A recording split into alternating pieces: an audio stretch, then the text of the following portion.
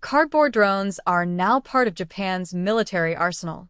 Japan's defense minister met with the team behind one of the country's more unconventional defense startups, a company building military drones out of cardboard, and the conversation signals where Tokyo thinks its unmanned future is headed. Shinjiro Koizumi, Japan's Minister of Defense, held a meeting with representatives of Air Kamui, a startup that has made its name producing cardboard drones, and posted about the exchange on his official social media account. The Japan Maritime Self-Defense Force already uses Air Kamui's drones as aerial targets, a confirmation that the platform has cleared at least the basic threshold of military utility and is operating in an active service role, however limited its current scope. The cardboard construction that makes Air Kamui's drones unusual is not a gimmick. Corrugated cardboard as a structural material for expendable aerial platforms carries genuine logic. It is cheap, lightweight, biodegradable, and fast to manufacture at scale for target drone applications where the aircraft is designed to be shot down. Expensive composite airframes make no economic sense. A drone that costs a fraction of a conventional unmanned platform can be produced in large quantities and performs its mission adequately before being destroyed, fits the target drone role, while the Maritime Self-Defense Force's adoption of the platform for that purpose suggests the Japanese military has reached the same conclusion. Koizumi used the meeting to articulate a broader ambition. He stated that Japan aims to become the self-defense force that makes the most use of drones and other unmanned assets in the world, a goal that represents a significant statement of intent from a defense establishment that has historically moved cautiously on autonomous and unmanned systems. The defense minister's direct engagement with a startup operating in this space underscores that the aspiration is not rhetorical. Strengthening ties with defense-oriented startups, Koizumi said, is essential to achieving it.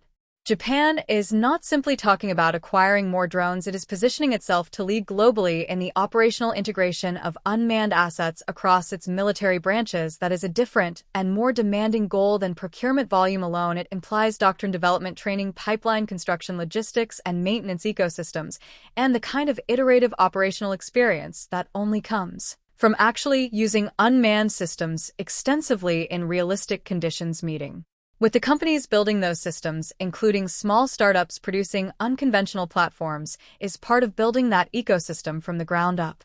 Air Kamui's position in the Japanese defense startup landscape is worth understanding. Japan's defense industrial base has historically been dominated by large established companies with deep ties to the government procurement system. The emergence of smaller, more agile startups pursuing novel approaches to military hardware reflects a deliberate policy shift in Tokyo, one aimed at injecting faster innovation cycles and a broader range of technical approaches into Japanese defense capability development. Air Kamui, with its cardboard drone concept that has already found a paying military customer in the Maritime Self-Defense Force, represents exactly the kind of company that policy is designed to support.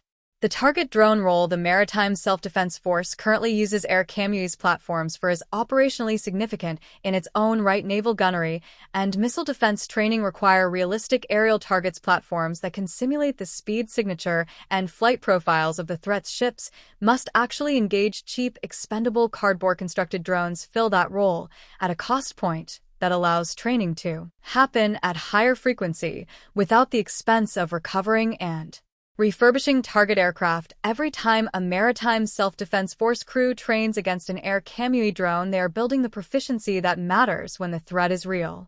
The broader context for Koizumi's meeting with Air Kamui is Japan's ongoing and accelerating defense buildup. Tokyo has committed to doubling defense spending as a share of GDP, a generational shift in Japanese security policy that is driving investment across every domain of military capability. Unmanned systems sit near the center of that investment priority, reflecting lessons absorbed from conflicts, including the war in Ukraine, where drones have reshaped ground combat, and from the increasingly contested air and maritime environment in the Western Pacific. A Japan that deploys unmanned assets more extensively than any other military is a Japan that has fundamentally changed how it thinks about the defense of its territory and interests.